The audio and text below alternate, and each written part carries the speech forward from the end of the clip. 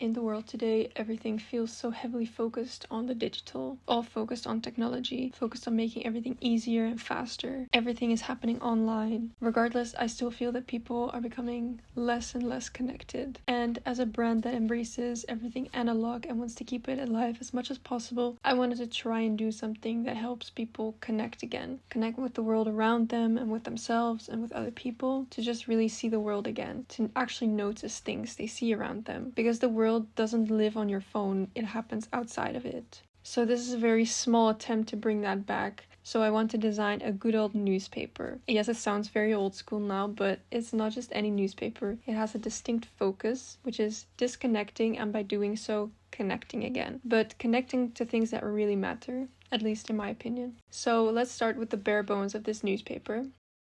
First, we want some coffee. So I just took a big sheet of paper here to brainstorm because I had big ideas and that required a big piece of paper. So the concept was to make this like a recurring newspaper, mostly focused on creatives and designers. So I wanted to flesh out some of the content ideas that could come back in each issue, but be different in each one, but still the same topic. So I wanted to stick to the concept of a newspaper where there are some factual sections, some opinions, puzzles, fun items, tips, things to try out. So the focus of this particular newspaper was more on the fun items, because this is like the prototype. I wrote down a bunch of ideas of what type of content I wanted to include and some more specific examples for each of them. Furthermore, I wrote down a couple of ideas for the style and the overall look and feel. So the one I'm making for this video is going to be more of a prototype, so it'll just be black and white because it's cheaper and easier to print. But for the style, I decided that I wanted to go with a general sort of and the design styling. So bold, type focus, detailed, but a clear layout. I also thought about adding several pieces of visuals, such as images, halftone effect, or otherwise like the threshold effect that I like to use for my illustrations, all in order to give the graphics like one color so it wouldn't cost more for printing if I want to mass produce it, for example. So I was really trying to take like a general approach for printing as well, so like simple and cheap, making sure that the layout fits a lot of content and visuals and all of that, so use the space as well as possible, you know, so it doesn't cost more to print, and also, you know, you're using little colors so it's cheaper. So really setting into that sort of newspaper mindset. I also quickly sketched out some ideas for the cover layout since it's important for recognizability, and I was on a roll, so I had some ideas. I also wanted to have some sort of graphic in it too, so it could be switched out for every issue. So that's a lot of stuff. It's a bit of a glimpse into my brainstorm session, like what I kind of think about.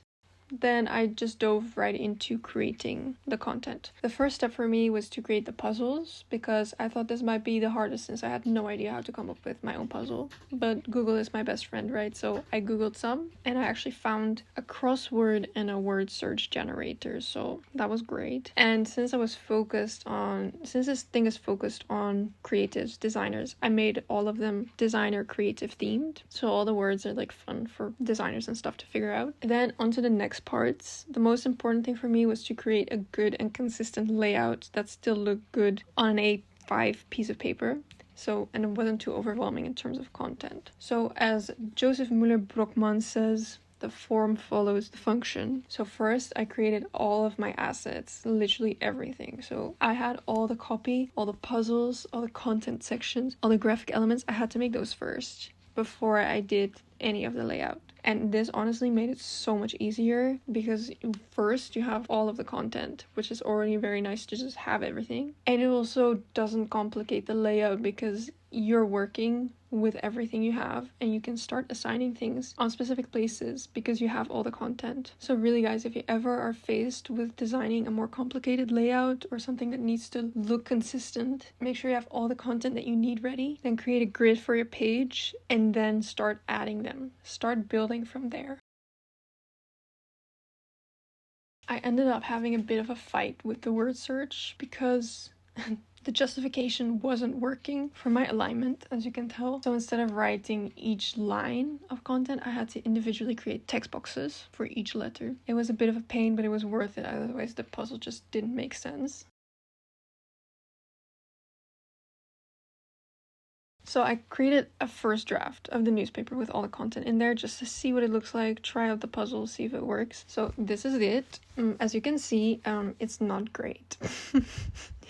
it appeared that the masks didn't work in the PDF file, so all of my illustrations were just bam, like massive and covering literally everything. Beside that very obvious fact, I also messed up the page numbers because I printed A5 full pieces of paper and then stacked them, and then I could not visualize how that would work with the page numbers. So yeah, I had to print that and see where I needed to change it. That's the benefit of just printing a very early prototype. Yeah, so there was also a mistake in the crossword.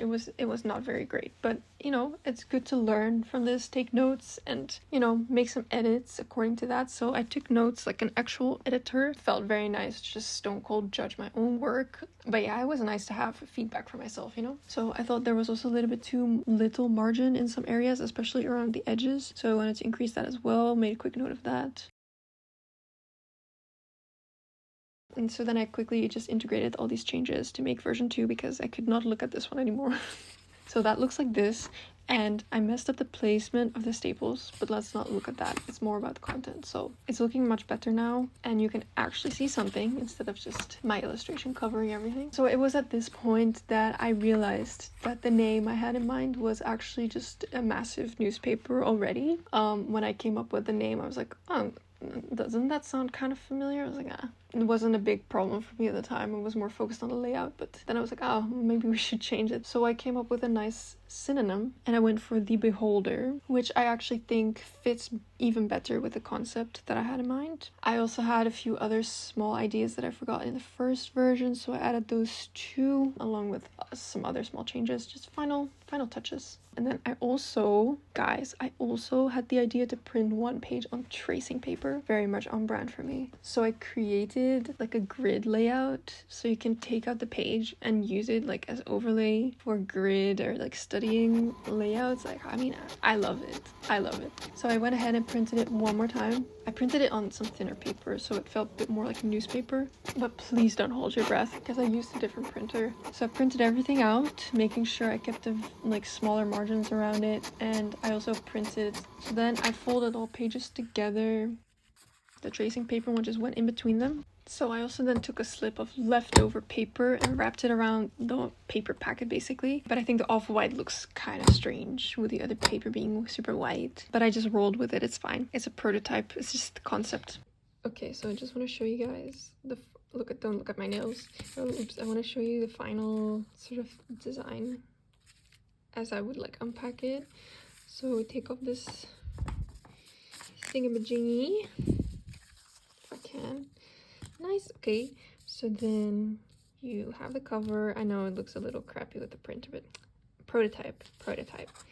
So you open it, have a little intro here, what I mean. Connect the dots. You probably already know what this is, but it's fine. Then you have the tracing paper page. Hold up. Oh, my phone is tripping out. Okay, so tracing paper page, look at that. Then, okay, I folded it a little too strongly. Right, then you have the word search. Oh man, my phone. Then you have the word search. Really like this one. It's got a bunch of like specific words for like designers and noodles. Yes, because food. Yes, word search, and then I have one section which is like design tips and fun stuff. So this is how to use the distort and transform tool in Illustrator. Just a little bit of like a tutorial on paper, how to use it with the settings and everything, and examples of what it can look like. Then I have like essential starter pack stuff from, well, things I like mostly. This can change also every month, which I think is really cool. Then another puzzle, which is a crossword. Very fun, also related to everything design stuff, so have fun with that. Then another piece for the grid. Look, it looks really cool, I think. And then the last one is kind of like a poster concept. And then sorry, and then this is just a little reminder.